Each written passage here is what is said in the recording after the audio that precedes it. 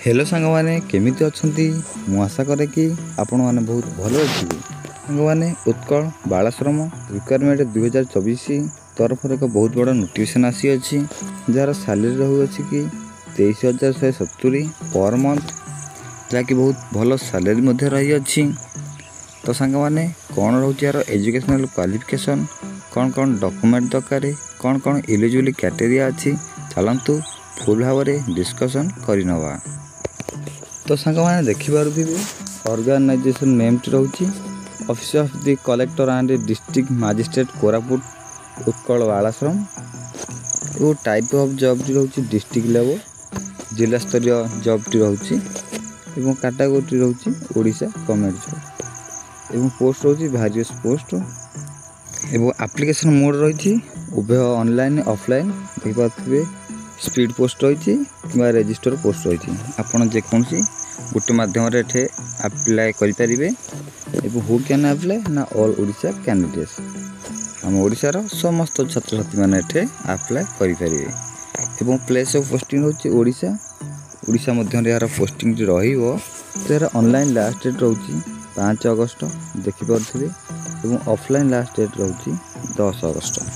एवं जेंडर तो बहुत मेल एंड फीमेल रही उभय पुरुष महिला एठे आवेदन करें। पर देखी नवा एजुकेशनल क्वालिफिकेशन क्यों पोस्ट पर कौन कौन क्वालिफिकेशन रही अच्छी तो ये देखिपे केस वर्कर पर रही master degree in social work आहरी कैटेगरी अच्छी ताकू छाड़ी बहुत कैटेगरी अच्छी आपन कैटेगरी अनुसार आपन अप्लाई करें। हाउस फादर पर रही बैचलर डिग्री एठे भी सही ग्रेजुएशन मागू अच्छी एवं एजुकेटर पर भी से ग्रेजुएशन मागू अच्छी देखुए आर्ट्स साइंस कॉमर्स जेकोसी गोटे स्ट्रीम आप पास कर दरकार ताकि अप्लाई करें। पर देखिए म्यूजिक टीचर पर जहाँकि बैचलर डिग्री रही डिप्लोमा थी भी आपड़ अप्लाई करें। योगा ट्रेनर पर रही bachelor degree diploma in yoga training P teacher पर रही।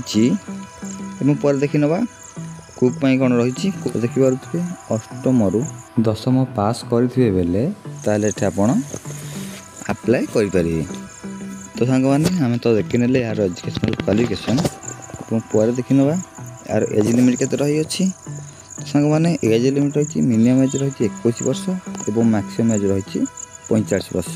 किसी रिलैक्सेशन दि जाइए गवर्नमेंट रूल्स अनुसार जेपरिक ओबीसी स्टूडेंट रही 3 वर्ष एक्सट्रा एवं एससी एसटी फिजिकल हैंडिकैप्ड में रही 5 वर्ष एक्सट्रा पर एक्स सर्विसमैन रही 5 वर्ष एक्सट्रा मु physical handicapped plus SC ST होते 15 वर्ष रिलैक्सेशन मिल पार। सैलरी कथा कह गले तो बहुत भल सैलरी रही अच्छी 23,170 टंका पर मंथ देखिपे जहाँकि बहुत भल सैलरी रही अच्छी।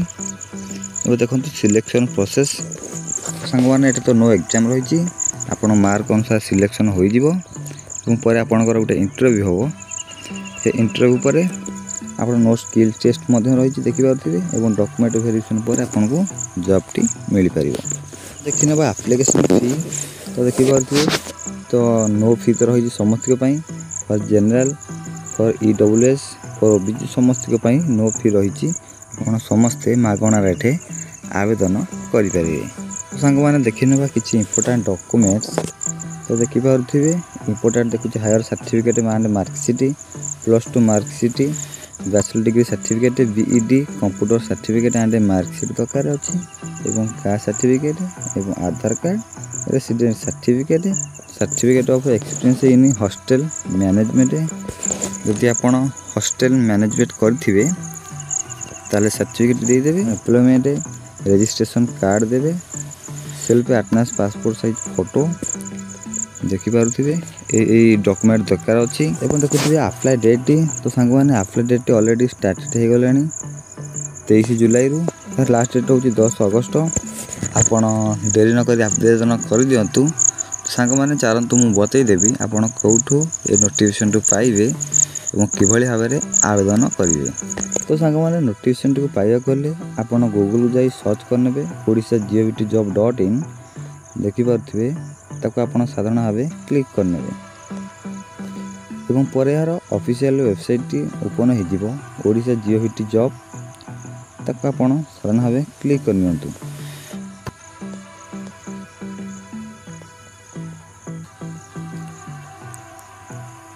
एवं पर एभली भाव इंटरफेस आसीजिवो। तो देखिपारे प्रथम मेंशन अच्छी उत्कल बालाश्रम रिक्वायरमेंट 2024 ताको आपण माने क्लिक करनिबे। देखिपारे उत्कल बालाश्रम रिक्वायरमेंट 2024 एवं सैलरी 30,070 मेंशन अच्छी पर मंथ देखिपारे।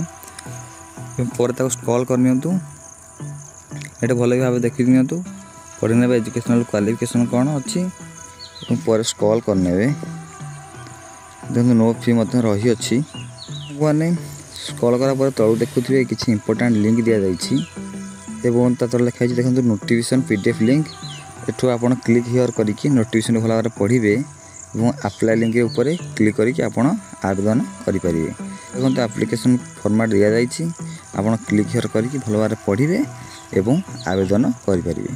तो सांग माने ये थिला किसी शॉर्ट इनफॉरमेशन। तो वीडियोटी भल लगी लाइक शेयर सब्सक्राइब करने को जमार भूलिए ना। आज एतिके विदाय नौछि। जय जगन्नाथ।